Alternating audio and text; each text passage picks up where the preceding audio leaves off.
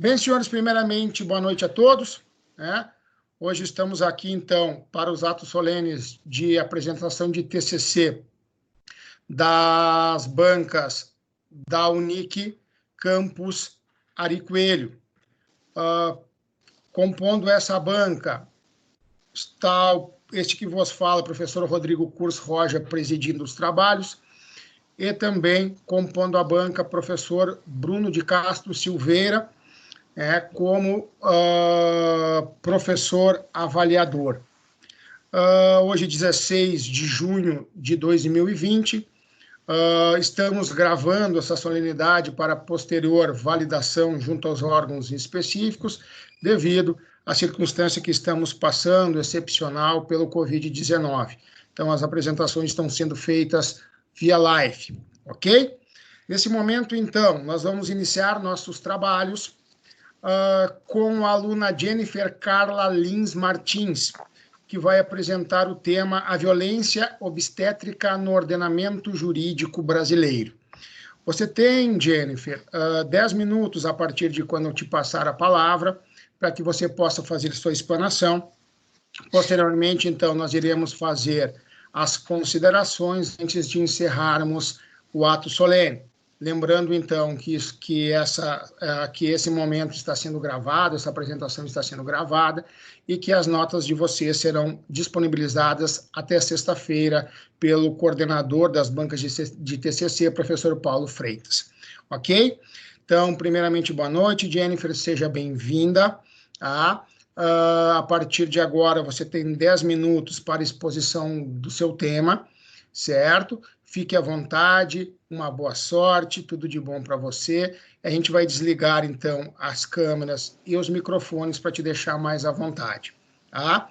Eu vou dar acesso agora à colega que vai apresentar posteriormente ao teu trabalho, como de praxe. A gente só está autorizando, então, aquele que está adentrando e fará a próxima apresentação. Sendo que você, depois que apresentar seus trabalhos, o seu trabalho, você pode também ficar na sala para assistir os demais, ok? Então, só um minutinho que eu estou admitindo nesse momento a Mônica, tá? Que é a próxima aluna a apresentar, salvo engano, tá ok? Então, a partir de agora, Jennifer, a palavra é tua. Boa sorte, estamos ouvidos de você, ok? Certo. Boa noite a todos da banca, novamente. Professor Rodrigo, e boa noite, professor Bruno. Estudo na instituição Unic Ari Coelho, me chamo Jennifer Carla Lins Martins. O meu orientador é Paulo Freitas, e o meu tema é violência obstétrica. Tem como objetivo de orientar as mulheres, as gestantes, sobre esse tema pouco falado, pouco compreendido por algumas pessoas, e que podem acarretar várias sequelas. Uma maior dela seria psicológica. E eu escolhi esse tema porque tem uma parte de mim que gosta da saúde, e a outra parte por relatos de pessoas que vieram me falar algumas coisas que aconteceu em relação a agressões, e que motivou a pesquisar e a fundo, aí mais a fundo, e escolher para vir defender. Nós temos na lei 12.097 de 2017, foi sancionada pela ex-deputada Ângela Albino, e foi implantada para proteção contra a violência obstétrica. No nosso artigo 3º dessa lei, menciona o que considera a violência obstétrica. Todo ato praticado pelos membros do hospital, pelos membros da saúde, e que tudo que haja violência física e verbal. Nós temos um exemplo de violência verbal, quando o médico, no momento do parto, ali, no momento que a mãe está para dar à luz, que fazem frases ofensivas ou frases que não têm nada a ver com o parto. Cito 3 delas. Se você não ajudar, o seu bebê vai morrer. Ou, você na hora de fazer não doeu. E se você não me ajudar, eu vou deixar você aqui sozinha para ter o seu bebê. E nós temos na lei 11.340 de 2017, de 17 de agosto de 2017, que no artigo 7º menciona a violência psicológica, que é todo ato praticado que pode deixar a emoção da mulher abalada, que seria a ridicularização, a violência, a intimidade e as chacotas. E no nosso artigo 6º, ainda voltando no nosso artigo 6º da Constituição Civil, lá menciona que temos direito à saúde e à maternidade. Então, concluindo o meu trabalho, é para orientar as mulheres a não abrir os olhos para esse tema e não deixar cair no esquecimento novamente, para que isso se torne, passando para uma para outra, para que elas não fiquem com medo, né, de denunciar caso haja a violência obstétrica, que elas não fiquem com medo, que elas são amparadas pela lei 17.097 de 2017, tem uma lei que ampara elas, que protegem elas, e mencionar também que elas poderiam escolher um parto humanizado, um parto mais tranquilo, menos doloroso, que poderia estar ali com o marido, alguém da família, tendo todas as enfermeiras ali ao seu lado, com carinho, porque a mulher precisa do respeito no momento ali, no momento que o seu filho está vindo no mundo, porque ser mãe é sonhado por todas as mulheres, e poucas conseguem. E para finalizar também, eu cito algumas coisas rotineiras que acontecem. Tem uma injeção chamada ocitocina, e ela é para expulsão do feto. E a lavagem intestinal, e para finalizar, eu vou finalizar com uma frase para inspiração. Eu tentei 99 vezes e falhei, mas na 100ª tentativa eu consegui. Nunca desista dos seus objetivos, mesmo que esses pareçam impossíveis. A próxima tentativa pode ser vitoriosa. Albert Einstein. Eu agradeço aos professores Rodrigo e Bruno pela atenção e estou aqui disposta a responder as perguntas.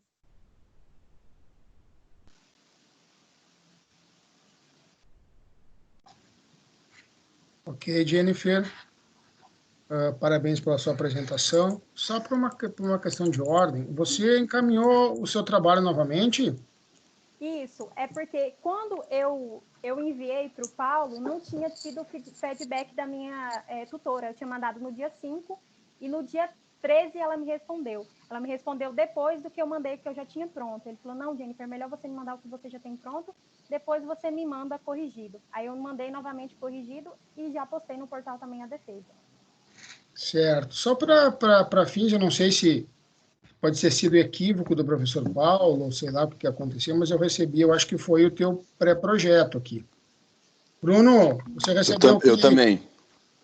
Eu recebi. Aí depois eu recebi depois eu recebi um segundo arquivo do professor Paulo, mas também com pré-projeto. Isso, acrescentando tão somente um tópico, considerações finais. Uhum. Entendeu? Mas anteriormente, a parte anterior era a mesma coisa do e-mail. Eu também denotei isso aqui. Tá? Mas, enfim, qual foi a sua nota, Jennifer, na parte escrita? Então, por eu não ter muito acesso à internet, a internet ser muito ruim na cidade de Tiquira, e às vezes cai, e agora eu mudei de cidade, estou um pouquinho mais distante do centro, eu não tive tanto recurso, internet boa para fazer, então eu fiquei com um total de 2.900. Ok, deixa eu só...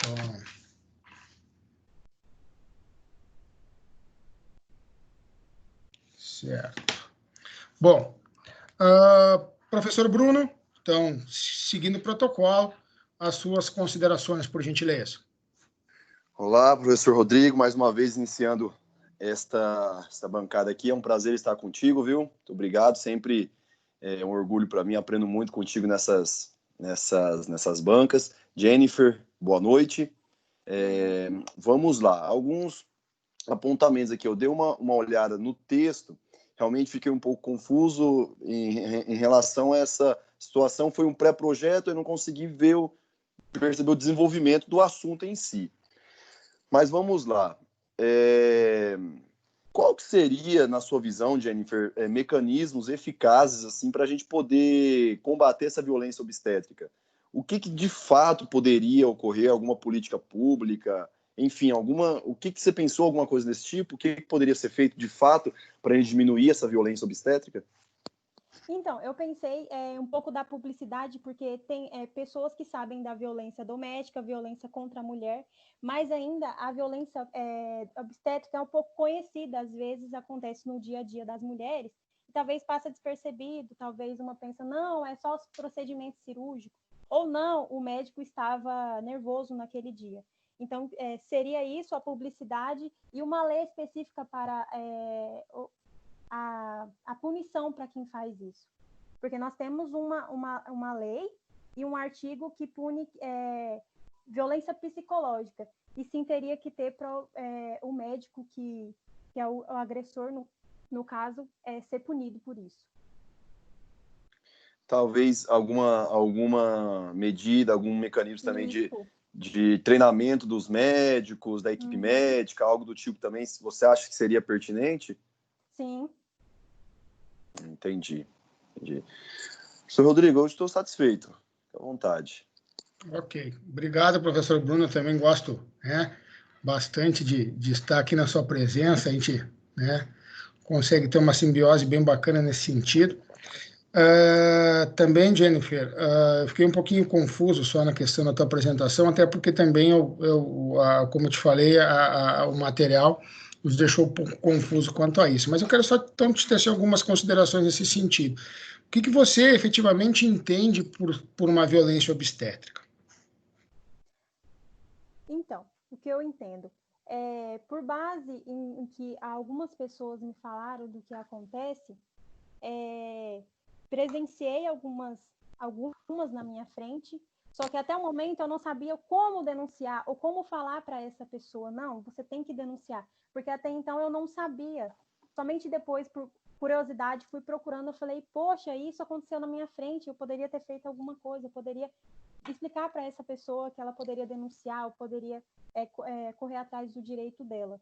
E até o momento eu não sabia o que fazer. Então, se existisse uma lei, se existisse informativo sobre essa violência, talvez eu teria feito alguma coisa, ou ela teria feito alguma coisa no sentido. Mas essa violência é física, é moral, é psicológica? Física, verbal, física. Física eu posso citar no momento do parto ali, a hora que o médico está em cima da paciente, apertando ela para que saia logo o bebê, e que isso pode acarretar dor depois nessa gestante, que pode deixar ela roxa. E as verbais, que são faladas, humilhações, zombaria, coisas que não tem nada a ver, ou falando do tamanho do órgão da mulher, coisas desnecessárias para ali no momento. Certo. E essa questão aí, como é que se conseguiria delimitar o que é necessário para que haja um parto dentro das complexidades normais de uma violência? Porque, às vezes, a atuação do médico de ser um pouco mais incisiva é específico para buscar salvar o feto, enfim, muitas vezes até pode se ter a possibilidade até de uma excludente. Então, como que seria essa linha tênue entre conseguir definir o que é uma violência, o que é necessário para poder, então, se ter um parto dentro das suas complicações, das suas complexidades?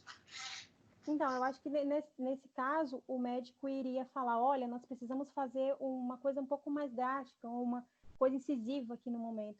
E tem alguns médicos, por relatos que eu sei, alguns médicos que eles nem dão a chance da mulher responder. Às vezes a mulher quer um parto normal E às vezes ele fala, não, mas eu não faço parto normal, eu faço parto cesárea. Se você quiser, é cesárea. Ah, nesse sentido, ok. Uhum. Não, tranquilo. Tá? E a prova seria, digamos que você fala em lei, automaticamente em denúncia, né, ou notícia-crime, né? Obviamente se necessitaria, né, de um meio plausível para exercer as concepções do direito, correto? E como que seria esse meio de prova, ser efetivado, né? Você chegou a pesquisar alguma coisa nesse sentido? Não, nesse sentido não. Para demonstrar o elemento subjetivo do tipo, para ver se realmente é violência, se isso deve ser criminalizado, não deve. Então, lá somente fala do que considera-se, ainda a gente não tem uma lei específica para a violência obstétrica. Temos contra a mulher, contra a doméstica, inclusive eu citei dentro do meu trabalho uma que fala da violência psicológica da mulher também. Essa seria uma de outra violência. Porque nós não temos uma exata que fala, olha, existe isso, é apenas isso, a detenção vai ser esse para quem cometer, ou que quem cometer, ele vai perder a exerção da profissão dele. Não tem nenhuma lei específica ainda. Ok, então. Também satisfeito. Mais alguma consideração, professor Bruno? Tudo ok? Então, nós encerramos, Jennifer. Tranquilo. Ok, então, nós encerramos, então, Jennifer, a apresentação, estamos satisfeitos, tá? Então, só relembrando que as notas serão disponibilizadas através do professor Paulo, então, até sexta-feira, tá bom? Um abraço, fica com Deus, satisfação em rever. Tchau, tchau. Tchau, tchau, professor. Obrigada, agradeço. Tchau, tchau. Tudo de bom, Jennifer. Tchau.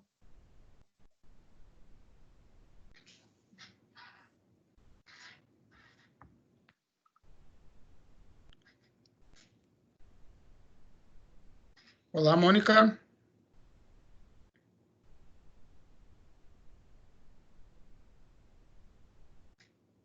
Olá, Mônica, boa noite.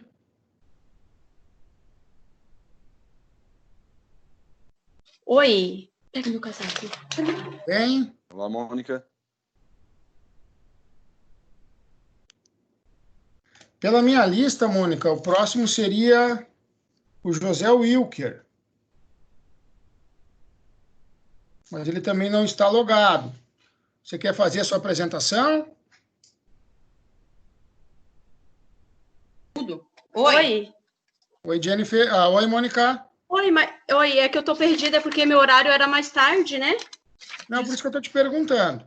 Tá? Porque agora eu achei que fosse você, por isso que eu te dei acesso, inclusive, quanto a isso. Ah, tá, é que eu tô acompanhando as apresentações. Tá, você quer fazer a sua apresentação agora? Posso fazer agora. Então, perfeito, tá? A gente já pode entrar na sala, só liga sua câmera, por favor. Sim. Tô um pouquinho nervosa. Não te preocupe. Deixa eu só pegar o... Olá. Boa noite. Olá, Mônica, tudo bom? Boa noite. Tudo ótimo. Boa noite. Tudo bem? Tudo ótimo. Deixa eu pegar o chimarrão aqui. Ai, meu Deus, tô tremendo. Não, sem problemas, tá? Tá bom. Mônica, acho que você ouviu que eu passei já as orientações para Jennifer. Sim, eu tô acompanhando. Dúvida? Sim. Podemos. Vou fazer o seguinte, eu vou fazer a abertura, tá? Tá. E depois, então, eu te passo a palavra, ok? Bom, obrigada. Bom, senhores, boa noite a todos. É o dia 16 de junho de 2020. Estamos aqui para as bancas de TCC da Unic Campus Ari Coelho, tá? Compondo essa banca, esse que vos fala, professor Rodrigo Curtis Roja, presidindo, tá? E como professor avaliador, professor Bruno de Castro Silveira. Nesse momento, então, né, nós iremos iniciar a apresentação da aluna Mônica Correia de Oliveira, né, com o tema O crime de estupro e a culpabilidade da vítima. Deixa eu só ver aqui. Do gênero feminino. Oi? crime de estupro e a culpabilização da vítima do gênero feminino. Ah, ótimo. Beleza, que tá aqui só pela metade. Eu vi que você mandou seu trabalho posterior, né? O Paulo nos enviou posteriormente seu trabalho. Então, deixa eu só vou abrir aqui especificamente, tá, Mônica? E aí a gente já vai dar início à tua apresentação, certo? Informando que você terá 10 minutos para fazer a sua exposição. Depois nós faremos os questionamentos de praxe para encerrarmos a tua apresentação. Lembrando que a sua nota vai ser disponibilizada na sexta-feira através do professor Paulo Freitas, coordenador das bancas de TCC da Unic. Ok? Relembrando também, Mônica, que essa solenidade está sendo gravada para posterior validação junto aos órgãos competentes. Ok? Então, a partir de agora, Mônica, fique à vontade, a palavra é sua, tá? Seja bem-vinda e você tem 10 minutos para a sua explanação. Iremos desligar as câmeras e os microfones para que você fique mais à vontade, tá ok? Seja bem-vinda, fique à vontade. Obrigada. Posso iniciar? Boa noite a todos. Sou Mônica Corrêa de Oliveira, estudante de Direito, estou no 9º semestre e irei apresentar o tema o crime de estupro e a culpabilização da vítima do gênero feminino. Vamos começar fazendo uma breve retrospectiva na história da humanidade. Se observarmos, fomos facilmente perceber que a mulher foi subjugada, tratada como um objeto do qual dispunha como se lhe fosse conveniente. Sua principal função, além de atender às necessidades do homem, era procriar e cuidar do lar. Basicamente isso. A mulher passou a buscar incessantemente seu lugar de fato e de direito na sociedade. Não foi fácil, não é fácil, à custa de muitos sofrimentos e perda, conquistou significativos avanços. O direito foi provocado e hoje a mulher é reconhecida como cidadã e como tal portadora de direitos e deveres. Mas infelizmente a cultura machista disseminada à sociedade ao longo dos tempos ainda é latente, sendo facilmente percebida, quer seja um comentário do tipo isso é coisa de mulher, serviço de mulher, ao se referir a tarefas domésticas, ou em situações mais gravosas, que é o tema do nosso estudo. Mas foi estuprada por estar na rua aquele horário, com aquela roupa, o que ela queria ali, e o pior de tudo é que a culpabilização da vítima parte muitas vezes do próprio gênero, né, que sem empatia alguma, ao invés de repudiar a conduta do agressor, atribui a culpa à própria vítima. Desta forma, resta a indagação, hoje de que maneira o ordenamento jurídico brasileiro tutela a vítima do crime de estupro, bem como de que maneira coíbe a disseminação de cultura do estupro com a culpabilização da vítima. Haja vista que o crime de estupro é hediondo, que gera danos irreversíveis em sua vítima, fere o seu corpo, mente, corrompe sua dignidade, afeta sua maneira de ser e viver no seio familiar e na sociedade. Deste modo, é imprescindível que o ordenamento jurídico seja eficaz no intuito, primeiramente, de coibir tal conduta e, em segundo momento, de tutelar a vítima deste crime, estipulando a culpabilização ante o agressor e a sociedade. Portanto, para a elaboração do texto dissertativo e melhor compreensão da temática, foi adotada uma abordagem descritiva e qualitativa, sendo realizadas várias pesquisas bibliográficas na lei seca e no acervo de obras de diversos doutrinadores. Com o objetivo principal de analisar os aspectos legais do crime de estupro contra a vítima do gênero feminino, bem como de analisar de maneira crítica a cultura do estupro e a culpabilização da vítima. Dessa forma, vamos começar com uma breve história de criminalização do estupro no Brasil. A sociedade brasileira, no início da colonização, tinha como base familiar patriarcal, ou seja, o homem era visto como chefe, provedor e tinha total autonomia sobre os mais membros da família. A mulher desprovida de direitos, possuía apenas deveres para os seus genitores, marido, família, casa e sociedade. No Brasil, os primeiros sinais apareceram no período colonial, onde vigorava o Código Filipino, que não fazia em seu bojo a palavra estupro, mas tipificava a conduta, como dormir à força, contra a vontade. Outro importante aspecto a ser adotado é que, na época, havia uma diferenciação, até mesmo na legislação, entre a mulher tida como honesta, as castas, as virgens, as prostitutas, que eram classificadas como desonestas. Assim, era medido o valor de uma mulher pela sua honra. O crime de estupro era visto como um atentado à honra da família, e assim permaneceu ao longo dos séculos. Somente em 1940, o Código Penal brasileiro trouxe de maneira expressa a palavra estupro, o artigo 213 do título 6, dos crimes contra costumes. O importante marco foi na Lei 12.015 de 2009, haja vista que até este momento o crime de estupro só poderia ser praticado contra mulheres e se o autor fosse do sexo masculino. Bem tutelado era a honra da família. Já em 12 de 2015, na Lei 12 de 2015, o crime de estupro passou a ser tipificado no título 6 do Código Penal, dos crimes contra a dignidade sexual, e com a seguinte redação: no artigo 203, constranger alguém mediante violência ou grave ameaça e ter conjunção carnal ou praticar ou permitir que ele se pratique o outro ato libidinoso. Você perceba que a alteração da redação deste dispositivo, o bem jurídico tutelado passou a ser a dignidade sexual da vítima, independente do seu sexo. O crime de estupro encontra alencado em rol crime de hediondos, Lei 8.072 de 90, devido ao todo o dano que ele causou à sua vítima e à sociedade. Não podemos esquecer que nesse cenário de mitigação da liberdade feminina, com base em uma cultura machista, surgiu nossa atual Constituição, promulgada no ano de 1888, a qual se tornou uma divisória de água. A Constituição não faz, nossa Constituição, ela não faz uma distinção de gênero, né? Pelo contrário, reconhece que todos somos iguais perante a lei, sem qualquer tipo de preconceito, discriminação, visa o bem de todos, uma sociedade livre, justa, solidária. A Carta Magna brasileira é a nossa lei maior, assim é vital a desconstrução dessa ideia de submissão da mulher em relação ao homem, e necessário erradicar discursos que promovem a cultura do estupro, como se a mulher fosse participe do delito pelo seu modo de vestir, andar, agir, falar, ou simplesmente estar na hora errada, no local errado. A sociedade precisa parar de culpar a vítima, quando é inadmissível a conduta do agressor. Essa culpabilização traz uma certa legitimidade às ações do agressor, e precisa dar um basta nesse tipo de conduta.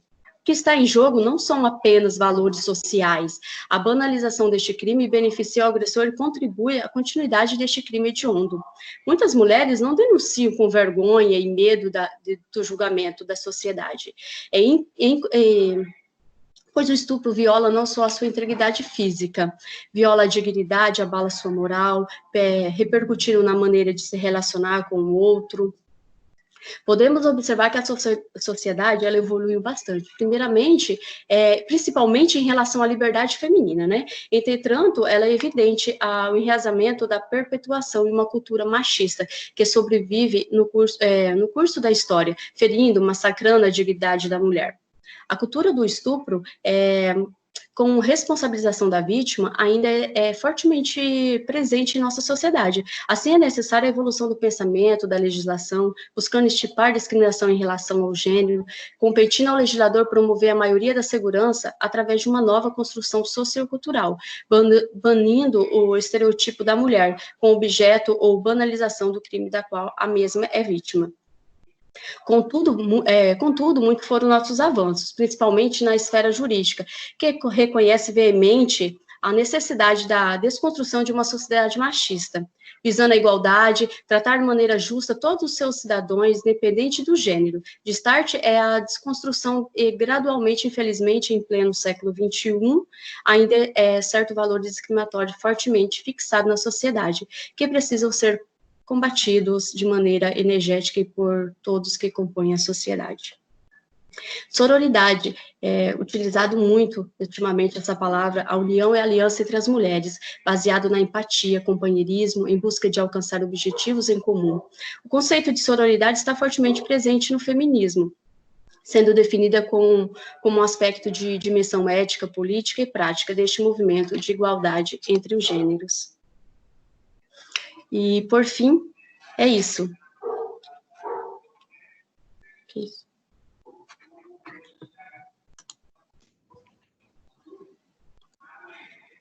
Oi? Ok. Professor Bruno? Estou suando aqui. Tranquilo, acho que caiu o sinal do professor Bruno, voltou agora. Ah, tá. Eu achei que o meu também tinha caído, mas... Não, então tá ok. Você está aguardando o professor Bruno para eu poder, então, passar as considerações em específico. Certo. Tá voltando. É normal suar frio desse jeito, meu? É normal. Normal. É normal. Nossa senhora, ainda mais que eu tô aqui, né? Falei, meu Deus, não é minha hora, meus trem tá nada pronto. Eu falei, meu Deus, cadê? Mas isso é bom que a coisa vai já, né? Se viabilizando aí. Só um minutinho, Mônica, que eu acho que o professor Bruno teve problemas aqui no que tange a sua... Isso. Acho que não está conseguindo retornar para a sala. Tem uma colega aqui que ela tinha falado com o Paulo, a Vanessa. Ela tá... Professor Rodrigo? Oi. Voltou. Tá me ouvindo agora? Caiu a conexão aqui. Certo, eu estou te ouvindo, mas você está sem... Eu não estou conseguindo te visualizar. Beleza, agora sim. Tá me vendo, né? Tô te vendo, sim. Caiu bem no finalzinho. Não, mas tranquilo.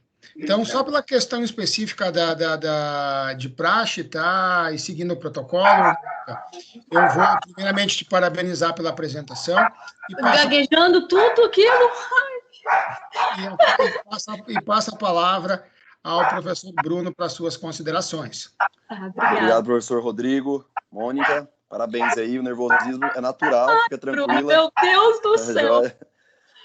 Mônica, a sua pesquisa, você ficou mais na questão bibliográfica, fez alguma pesquisa de campo, algum tipo de entrevista, ainda que informalmente, melhor dizendo, sobre essa questão da uma possível culpa da mulher no estupro, no delito de estupro. Chegou a fazer algo desse tipo ou não?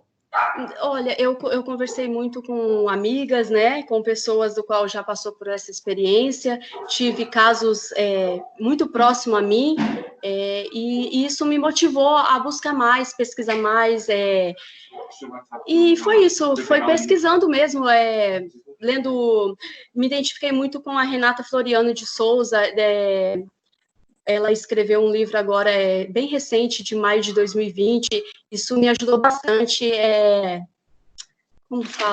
expandir mais as minhas ideias que eu queria muito mostrar. A Miss Mato Grosso, aquela moça que aconteceu recentemente agora, sim, eu não sei se eu acompanhei mais pelo Face, pelos noticiários mesmo. Acompanhei. Ok, então, Mônica, estou satisfeito, professor Rodrigo. Ok, obrigado, professor Bruno. Então, Mônica, mais uma vez, parabéns pela sua apresentação. Muito obrigada. Eu só tecer umas considerações com você no seguinte sentido. Você chegou a pesquisar como que a jurisprudência, né, tem se portado no que tange a isso? Eu não entendi a pergunta. Como que a jurisprudência tem se portado no que tange a essa possibilidade de vitimização ou melhor, de culpabilização da vítima? Se, porventura, se criou algum tipo de teoria, se tem se levado em consideração a forma como a vítima se porta para fins de sentença, para fins de decisões. Você chegou a pesquisar alguma coisa? Comportamento da vítima? O comportamento da vítima, não. Certo. Porque tem, né, algumas considerações nesse ponto, né? Sim, de que realmente, conforme o comportamento da vítima... Foquei mais na conduta do agressor. Certo. Sim, não cheguei a pesquisar nenhuma jurisprudência que tratava diretamente, não, isso não. Ok. Não, era só isso que eu queria, que eu realmente tinha, né, algum tipo de dúvida para ver se você, né, tinha considerado a respeito, tá? Mas também estou satisfeito, Mônica. Só antes de encerrar, eu gostaria de saber o seguinte: qual foi sua nota na parte escrita? 5.9. 5.9. Isso. Eu postei fora bem em cima da hora e não deu tempo de fazer a correção para me repostar o trabalho novamente. Não, perfeito, então. Bom, Mônica, a banca está satisfeita, tá? Vou fazer o encerramento oficial, então, desse ato, tá? Te desejando aí... Eu só queria tirar uma dúvida rapidinho. O Paulo falou com a Vanessa, ela vai usar essa minha mesma máquina para apresentar o dela. Teria algum problema, Roger? Não tem problema nenhum. Porque ela tinha agendado para amanhã, agendado para hoje, ficou uma confusão aí de dados, porque ela não tá muito bem de saúde. Aí ela vai apresentar hoje. Ele pediu para me falar quando eu terminasse a minha apresentação. Não, tranquilo. Ela já está disponível? Já está disponível. Tá. Então, pela ordem a Lauriene, tá? E depois, então, pode já ser a Vanessa. Então, ótimo. Vou avisar ela. Ela pode usar uma máquina aqui mesmo, que está escrito o meu nome na hora que eu acessei online, porque eu não baixei o aplicativo. Não tem problema não, tá? Ótimo, perfeito. Aí, se você quiser ficar logada, fique à vontade, tá? Como você já fez a sua apresentação, você pode ficar logado. Se ela quiser assistir a Vanessa junto com você, também não tem problema, tá? Porque ela, após a Lauriene, a princípio é ela que vai fazer a apresentação, tá bom? Então, desejamos para você uma boa noite, fique com Deus, tá? E até a próxima. Satisfação em rever. Boa noite, Mônica. Tudo de bom, viu? Obrigado, saudades. Até mais. Tchau, tchau. Tchau. A próxima lá é a Mari. Quero ver se eu passo na frente dela. Nervosa, que absurdo. Lauriene, boa noite. Boa noite, professor. Oi, tudo bem? Tudo bem? Olá, Lauriene, boa noite. Boa noite. Tudo tranquilo? Deixa nós... melhorou. Lauriene, só um minutinho, só deixa eu abrir o seu trabalho, por gentileza, tá? Uhum. E eu já vou iniciar, então, a solenidade em específico. Ok.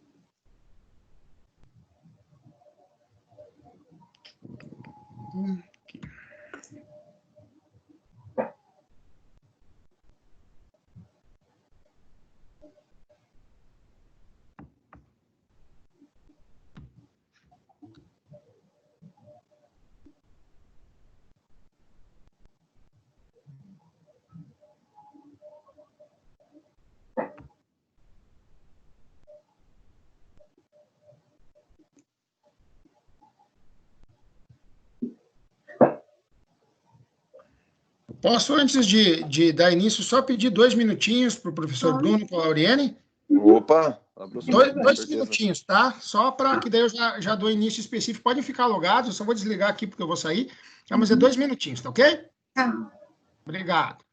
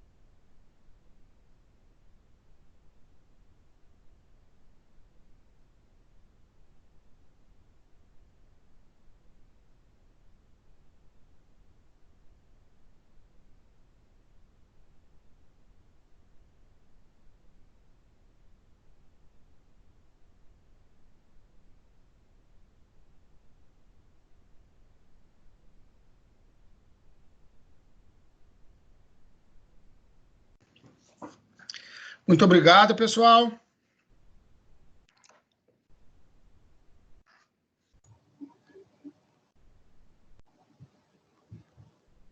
Professor Bruno na escuta.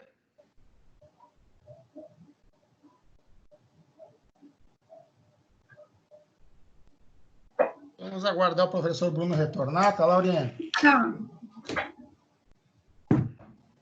Eu já, não sei se você já viu como é que está sendo o procedimento. Não. Eu vou abrir, tá? Os trabalhos, depois eu te passo a palavra, você tem 10 minutos para fazer a sua exposição. E aí, depois dessa exposição, a gente volta, então, para os questionamentos até encerrar, tá? Tá bom. Sexta-feira, a nota é publicada pelo professor Paulo Freitas, tá ok? Posso, então, abrir os trabalhos oficiais? Professor Bruno, tudo tranquilo? Todo mundo ouvindo bem? Ok, tudo certo. Então, vamos lá. Primeiramente, boa noite a todos. Hoje, dia 17/6/2020, estamos, então, no trabalho de defesa da banca de TCC da Unic, campus Ari Coelho. Presidindo essa banca, esse que vos fala, professor Rodrigo Curso Roja, e como professor avaliador, professor Bruno de Castro Silveira.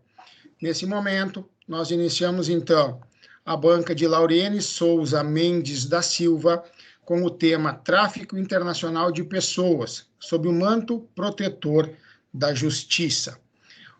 Seja bem-vinda, Lauriene. Você vai ter, então, 10 minutos para fazer a sua explanação.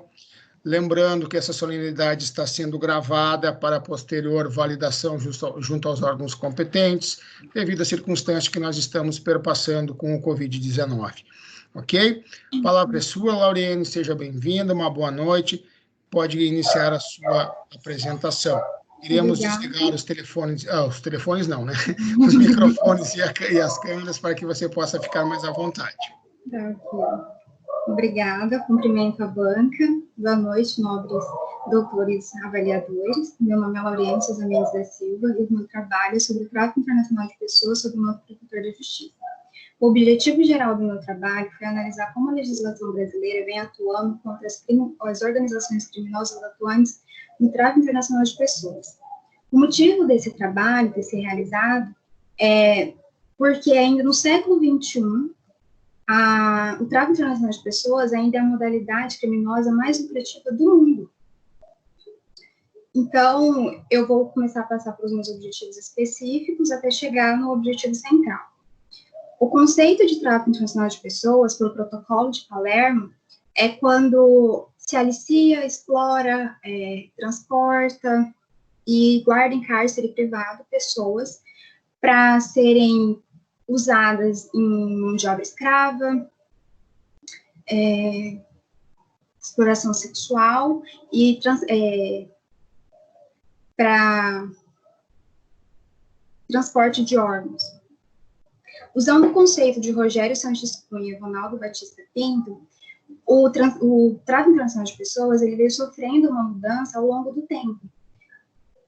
Diferentemente do começo do tráfico, que era utilizado para mão de obra escrava, hoje as organizações criminosas atuam em redes nacionais e transnacionais para alimentar o mercado negro, no caso de exploração sexual, de ainda mão de obra escrava laboral e para retirada de órgãos. Posteriormente, o segundo objetivo específico do trabalho foi falar sobre a história do tráfico, em que primeiramente começou o tráfico de mão de obra de escravos, né, que inclusive o Brasil utilizou nas suas colônias de exploração. Posteriormente, se começou também a traficar mulheres, que eram chamadas de escravas brancas para exploração sexual.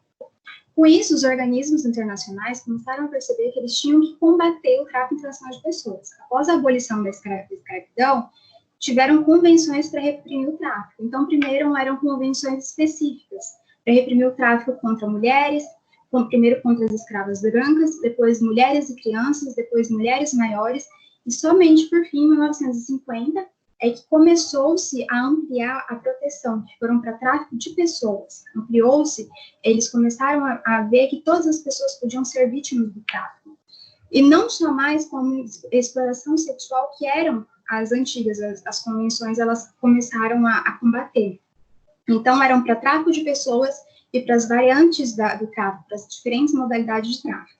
Até que chegamos no Protocolo de Palermo. Posteriormente, eu vou falar sobre ele. Meu terceiro objetivo específico foi avaliar quais eram os motivos que levavam ao aliciamento das vítimas. E no Brasil, os principais motivos são as agressões domésticas, são a situação econômica, a diferença social e, com isso, sonhos de prosperidade. Passando por isso, eu fui ver o perfil das vítimas. O perfil das vítimas são alvos muito bem específicos dos aliciadores. São mulheres, em sua grande maioria, homens também são, mas em menor porcentagem. As mulheres são muito mais, de 15 a 17 anos. Elas têm esse perfil de 15 a 17 anos, vivem em situação de vulnerabilidade, né, sofrem agressões domésticas, com baixa escolaridade e baixa informação. Ao revés, o perfil dos aliciadores é muito contrário, são, na sua grande maioria, homens, muito bem instruídos, uma alta escolaridade, boa aparência. Ao lado dos aliciadores, dos homens, tem mulheres mais velhas, para passar a sensação de confiança para as vítimas.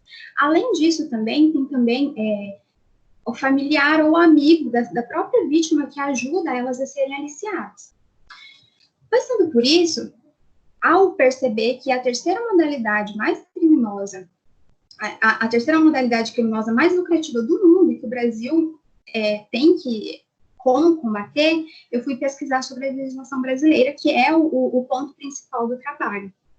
O Brasil, ele ratificou a grande maioria das convenções, as passadas, né, desde as escravas brancas até o Protocolo de Palermo.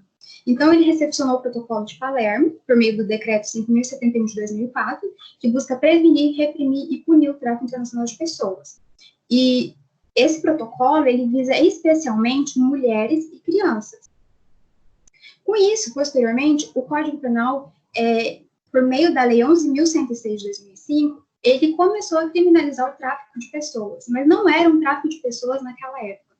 Em 2005, foi recepcionado o artigo 231 e 231 lá no Código Penal, que tratava apenas de tráfico de mulheres de exploração sexual. Enquanto o Protocolo de Palermo, ele ampliou a proteção para todas as pessoas e todos os tipos de tráfico, o Código Penal ele ainda estava obsoleto nesse sentido, porque era um tráfico de mulheres e exploração sexual. Somente em 2009, por meio da Lei 12.015, mudou-se o sentido de percepção do Código Penal de que todas as pessoas podiam ser vítimas. Então, ampliou-se para tráfico de pessoas, só que ainda o tráfico era somente tráfico de exploração sexual. Então, estava tipificado ainda até 2016 no capítulo contra crime contra a dignidade sexual. Somente por meio da Lei 13.344 de 2016, ou seja, 4 anos apenas, que o Brasil vem criminalizando o tráfico de pessoas em todas as modalidades de tráfico. Tráfico de exploração sexual, mão de obra escrava e retirada de órgãos e também adoção ilegal. E tirou-se do capítulo de crime contra a dignidade sexual e jogou-se para crime contra a liberdade do indivíduo. Então, passando para a conclusão do meu trabalho, pode-se perceber que o Brasil ele demorou-se muito, mais de 10 anos após a ratificação do Protocolo de Palermo, para começar a proteger todas as vítimas. O Código Penal entendeu-se que todas as pessoas são vítimas e que todos os tipos de tráficos também devem ser punidos. Então, por meio do advento da Lei 13.344 de 2016, mudou-se o Protocolo de Palermo e o Brasil começou a experimentar um crescimento no combate ao tráfico internacional de pessoas. Só que ainda precisa-se de muito mais. O Brasil ainda está obsoleto nesse sentido, porque o Brasil ele só pune, ele não previne e reprime como informa, como determina a lei, o Protocolo de Palermo. Então, o Brasil tem que começar a fazer, a implementar campanhas educacionais, políticas públicas, campanhas publicitárias, que está previsto na lei para combater esse crime que é muito bem estruturado, muito bem organizado. As pessoas por trás dele são pessoas muito bem organizadas criminosamente, tanto que é a terceira modalidade criminosa lucrativa do mundo, a maior. Então, o Brasil precisa não só punir, mas também prevenir e reprimir o tráfico. Por meio disso, diante da vastidão geográfica do Brasil, também tem que começar a fiscalizar e intensificar as rotas utilizadas pelos traficantes para combater o tráfico internacional de pessoas. Então, tem-se desde o século passado convenções e protocolos para combater o tráfico internacional de pessoas, só que o Brasil ainda está muito defasado nessa questão. Ele só pune, ele não previne e reprime. Então, vou terminar minha apresentação com a frase que eu coloquei no meu trabalho, de José de Faria Costa, que fala que é uma realidade tão espessa, tão viva e tão dramática que nos cobra a todos que não a querer ver seria mais do que miopia ética, seria blasfêmia moral.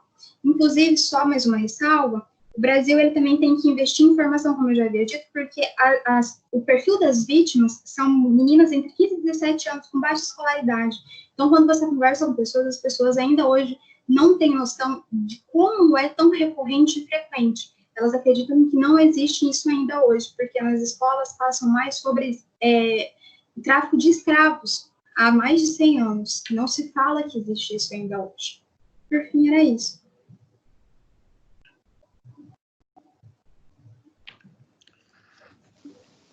Ok, desculpa. Ok, Lauriane, parabéns pela sua apresentação. E seguindo, então, o protocolo, eu passo a palavra ao professor Bruno para as suas considerações. Lauriane, parabéns pela apresentação, tema muito relevante, viu? Você respondeu a pergunta que eu estava querendo fazer, e eu acho que para mim você esgotou o tema, no sentido do que a gente pode fazer para poder prevenir, né? Aqui vem um direito penal, vem um sistema punitivo num momento posterior, quando o crime já ocorreu. Porém, como que a gente pode tentar prevenir? Né? Você disse através de políticas na questão de educação, começar a ensinar isso nas escolas, né? Que às vezes a pessoa é ludibriada, isso eu falo uma criança, adolescente, a pessoa que está ganhando a maioridade não sabe, né? Fica toda envolvida naqueles tipos de promessas, tudo. Mas eu gostei muito do tema, é muito relevante e realmente essa alteração de 2016, ela já era aclamada há tempos, né? Há tempos que a exploração não é somente sexual, mas várias outras finalidades, que você muito bem disse. Então, eu estou satisfeito, professor Roger. Obrigado. Ok, professor Bruno. Primeiramente, então, mais uma vez, te parabenizar, Lauriane, também pela tua apresentação, pela escolha do tema. O professor Bruno já ressaltou muito bem, de extrema relevância. Um dos grandes problemas, não nacionais, né, transnacionais, hoje é o tráfico de pessoas. Hoje, a dificuldade muito grande de conseguir se chegar a essas organizações criminosas é devido à questão transnacional. Então, muitas vezes, o direito interno ele esbarra dentro dessas organizações criminosas e se tem, então, uma dificuldade muito grande de se chegar, né, em quem realmente está, né, por trás de toda essa situação. Também tecendo considerações, gostei da sua bibliografia, vi que você também leu a Flávia Poezão, uma autora que eu acho muito interessante no que tange a isso, tá? E não tenho também maiores delongas a explanar para você. A única coisa que eu gostaria de saber, Lauriane, quanto é que você tirou no seu trabalho escrito? Nota máxima. 60 pontos. Ok. Professor Bruno, mais alguma consideração? Satisfeito, professor Rodrigo. Lauriane, mais alguma consideração que você gostaria de fazer? Não. Então, também estou satisfeito. Tá? Só lembrando, então, que a nota será publicada na sexta-feira, passada para vocês, pelo professor Paulo, que é o coordenador dos TCCs. Tá ok? Tudo de bom para você, satisfação em te ver, fica com Deus e até a próxima. Se Deus até mais, quiser. Lauriane. Sucesso. Obrigada, tudo de bom. professores. Tchau.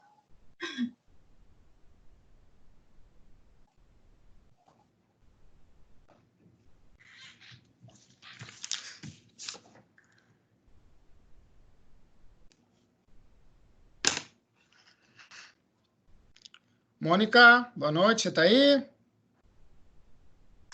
É a Vanessa, professor. Já está, Vanessa? Ok. Vanessa, pode isto. Abre aí para a gente, por favor, o teu vídeo. Oi, Vanessa. Abre, professor. Tudo bom? Tudo bem? Tudo Olá, tranquilo. Vanessa, boa noite. Tudo bom? Boa noite. Só um minutinho, por favor, deixa eu só... Não, fica tranquilo. Deixa eu só abrir teu trabalho, por gentileza. Tá?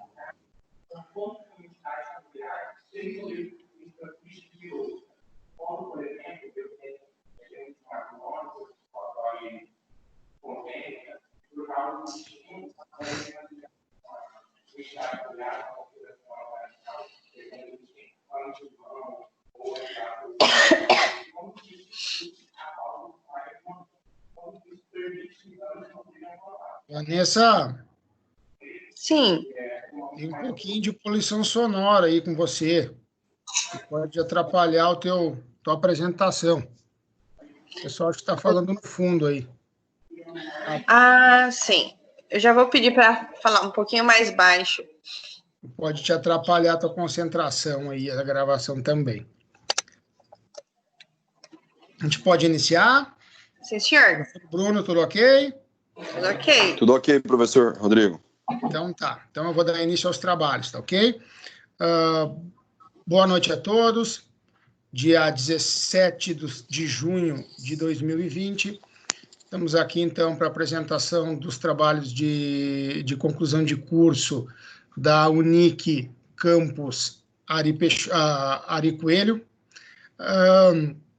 Nesse momento, iremos, então, para a análise do trabalho de Vanessa dos Santos Souza, com o tema Os Reflexos da Lei 13.491 de 2017 no ordenamento jurídico brasileiro, ampliação da competência da Justiça Militar. Seja bem-vinda, Vanessa. Presidindo a banca, professor que vos fala, Rodrigo Kurs Roja, como presidente dessa banca, professor Bruno de Castro Silveira, como professor avaliador, e a partir desse momento, você tem, 10 minutos para fazer a sua exposição, depois nós voltamos para tecer as considerações de estilo. Seja bem-vinda, uma boa noite, a palavra é sua, Vanessa. Iremos desligar, tá, as câmeras e os microfones para que você fique mais à vontade. Boa noite, cumprimento cordialmente esses dois professores que são bases, né, são exemplos. Cumprimento, então, essa banca. É um prazer estar aqui nesse momento com os senhores, nessa reta final de conclusão de curso, né? Sou Vanessa dos Santos Souza, acadêmica de Direito, 9º semestre. O meu tema, né, versa sobre os reflexos da Lei 13.491, de 2017, no ordenamento jurídico brasileiro, a ampliação da competência da Justiça Militar. Antemão, eu vou falar que a minha voz está um pouco ofegante, né? Haja vista que eu estou num quadro viral, não estou muito bem, não estou nas minhas melhores condições. Então, eu vou tentar não me delongar e não me perder muito. Mas está um pouco difícil. Mas vamos lá. No dia 13 de outubro de 2017, foi sancionada a Lei 13.491. Essa lei, ela alterou o artigo 9º do Código Penal Militar, Decreto-Lei 1001 de 69. A alteração, o artigo 9º, ele dispõe sobre os crimes militares em tempo de paz. Essa alteração do artigo 9º, ela ampliou o rol de crimes militares. Veja bem, ela não criou novos crimes, não houve a tipificação de novos crimes, ela apenas ampliou o rol de crimes militares. Consequentemente, ampliou a competência da Justiça Militar. A principal problemática, né, a problemática do tema, justamente se concentra nessa ampliação. Na redação anterior, crimes militares eram aqueles expressamente previstos no Código Penal Militar. Com a nova redação da lei, o Código Penal Militar ele passou a recepcionar os crimes também previstos no Código Penal, bem como nas leis esparsas, né? Um exemplo, o que isso afetou, o que isso repercutiu, né? Crimes como tortura, abuso de autoridade, que ora não eram de competência da justiça castrense, passaram a ser, desde que se cometidos no exercício da função ou em razão dela e outras, né, elencadas no artigo 9º. Então, esse foi o principal impacto. Por que é importante compreender os reflexos dessa lei? Porque ela não se limita no ordenamento jurídico castrense. Ela não fica somente no mundo militar. Ela repercute em todo o ordenamento jurídico brasileiro. Então, é preciso compreender. E, assim, eu vejo que, até mesmo na faculdade, nós não temos a disciplina Direito Penal Militar. Então, é pouco conhecida, é pouco sabida, não se estuda muito, não dá a importância que tem ao direito penal militar, né? Vemos aí a polícia, o exército, eles fazem parte do nosso cotidiano, então é imprescindível compreender, né, a competência de cada instituição, né? Porque eles, a polícia, tanto todos os militares, vamos colocar assim, os militares, eles fazem essa parte de defesa não só da pátria, né? A principal, vamos ver um pouco mais adiante, a defesa da pátria, mas também de toda a ordem, de toda a segurança do nosso cotidiano, do nosso dia a dia. Então, é importante, porque nós temos esse contato diário, né? Então, é importante compreender. O direito penal militar, ele é um ramo do direito, é um ramo especial do direito. Por quê?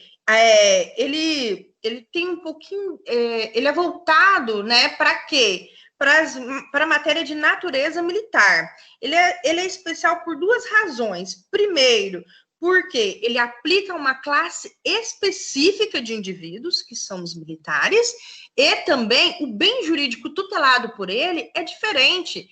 Ele tutela o quê? A hierarquia e a disciplina, que são seus princípios basilares. Tudo na justiça castrense, tudo no mundo militar gira em torno da hierarquia e disciplina, né? No tocante, é importante fazer uma breve consideração da diferenciação entre quê? Militares federais e militares estaduais.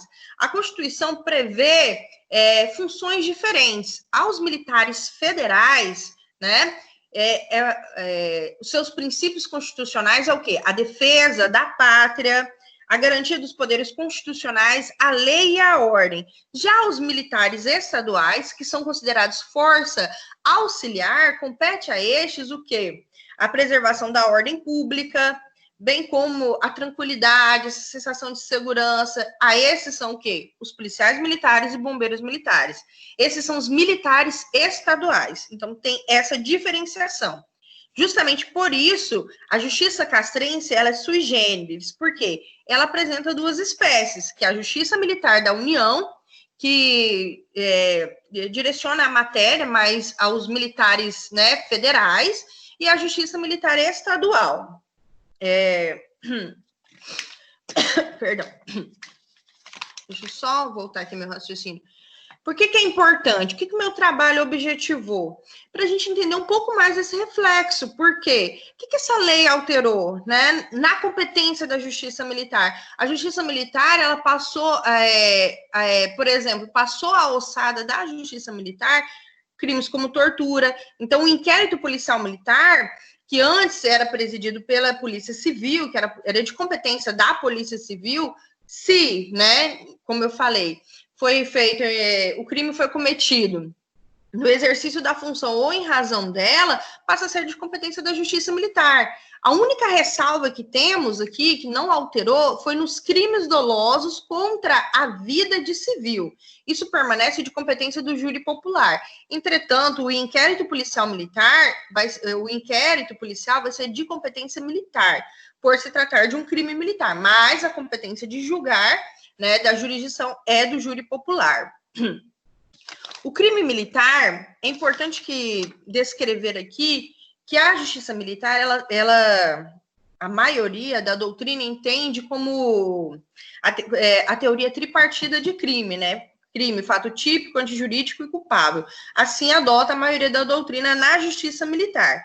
O crime militar, ele é um pouquinho diferente, porque nós temos o crime próprio, que é aqueles que só se encontra no Código Penal Militar, né? Você não vai encontrar esse tipo de crime em outros códigos, como o sentinela dormir na hora, motim, né? A deserção, são crimes propriamente militares. Há essa condição. Os crimes impropriamente militares são aqueles que também são cometidos por qualquer pessoa, que também temos no Código Penal, como lesão corporal, homicídio, entre outros, né? Então, é bom deixar bem clara essa descrição dos crimes. Outra coisa importante falar que esse rol de crimes, com a alteração do artigo 9º, o que aconteceu? A justiça militar, ela abrangeu, assim, de uma forma significativa, tanto é que todos os crimes que não tinham sido transitados em julgado, que estavam em decorrência, passou a ser de competência da justiça militar. Se foi cometido por militar nas condições elencadas no artigo 9º, passou, né, para a justiça militar.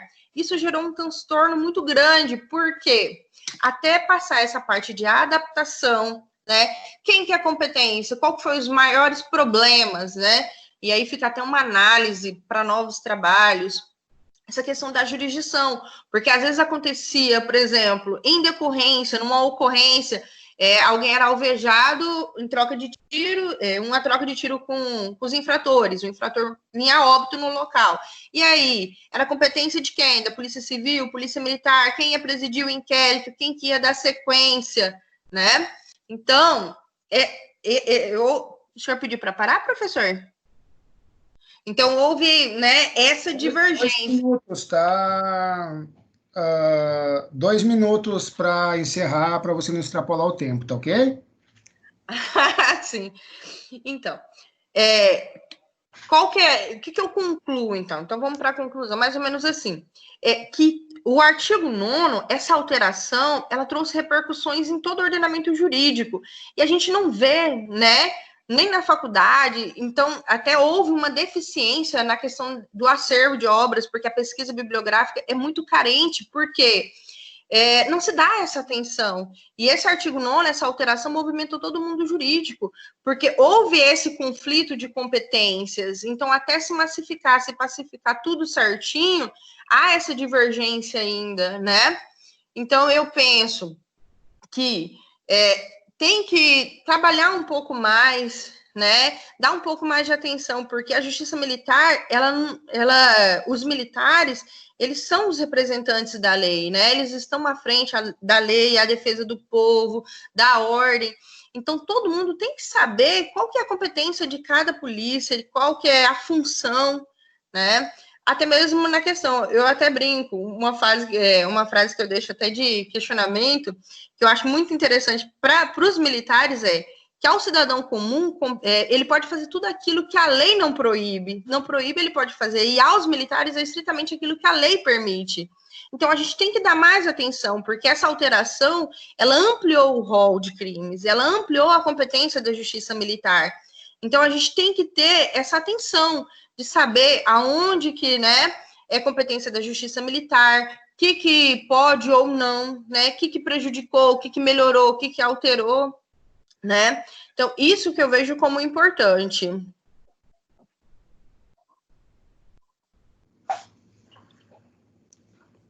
Ok, e Vanessa?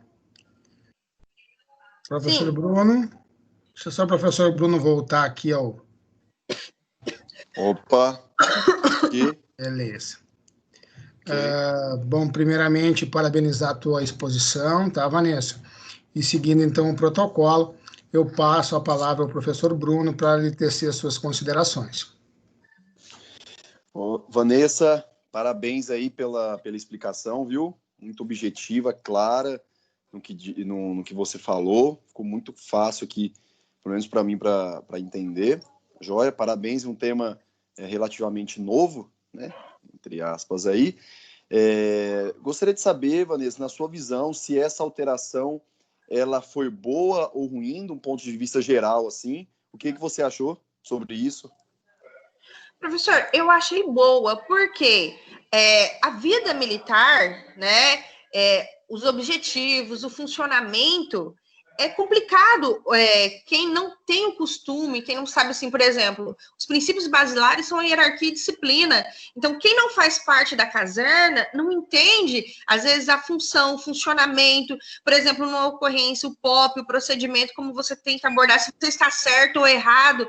Às vezes, o outro julgar sem o conhecimento, como é o procedimento, prejudica, né? Então, nesse aspecto, eu acho que foi muito positivo. Eu concordo. O que eu achei, assim, um pouco que ficou vago, que eu acho que tinha que ter sido um pouco mais bem explicado, mais detalhado, porque muitas ocorrências houve essa briga, esse confronto entre por exemplo, delegado e coronel de polícia. Por quê? É competência da polícia militar, é competência da polícia.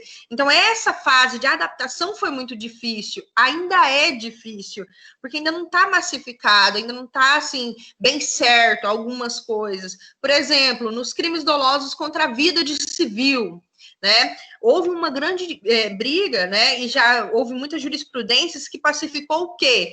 Que antigamente era a Polícia Civil que presidia o inquérito. que, né, colocava a proposição da ação. Agora não. Se foi, o crime foi cometido nos princípios elencados no artigo 9º, o inquérito é de competência da Polícia Militar. Entretanto, júri popular, né? Então, faltou um pouquinho isso daí, massificar, né, deixar certinho. Ok, Vanessa. Professor Roger, estou satisfeito. Ok, professora Bruno, muito obrigado. Bem, Vanessa, eu também gostei muito da tua explanação. É um tema que realmente, né, esse mesmo comentário de um colega que também apresentou anteriormente, que estava necessitando, né, vir à tona, uma vez que nós tínhamos realmente uma lacuna muito grande, né, nesses nortes, principalmente, né, na lei extravagante, e onde se tinha, né, se gerava esse conflito de competências, declínios, enfim, devido às circunstâncias de você não conseguir abarcar, né, esses crimes cometidos por militares, mas que não estavam constando no Código Penal Militar. E agora, então, veio com esse fechamento, apesar de ainda, né, vai gerar, né, problemas, né, provavelmente aí, logo, vai se simular algo nesse sentido, né, mas eu acho que veio bem a calhar nesse norte, principalmente, né, para se ter uma segurança jurídica nessa questão de processamento de competência. Eu também estou satisfeito, tá, Vanessa? Eu não tenho mais nenhum questionamento a fazer para você. Eu só gostaria de saber o seguinte: qual foi a sua nota na sua parte escrita? 5.600. Ok. Bem, Vanessa, a banca estando satisfeita, eu encerro, tá, esse ato solene, informando que a sua nota, então, vai ser perpassada pelo professor Paulo Freitas na sexta-feira, né, ou até sexta-feira, ele, então, como coordenador do núcleo de trabalhos de conclusão de curso. Tá bom? Foi uma satisfação imensa poder participar dessa banca com você. Professor Bruno, também agradeço nesse momento. Tá? Uma boa noite, fica com Deus e até a próxima. Igualmente. Até mais, Vanessa. Parabéns, viu? De bom. Obrigada. Tchau. Tchau.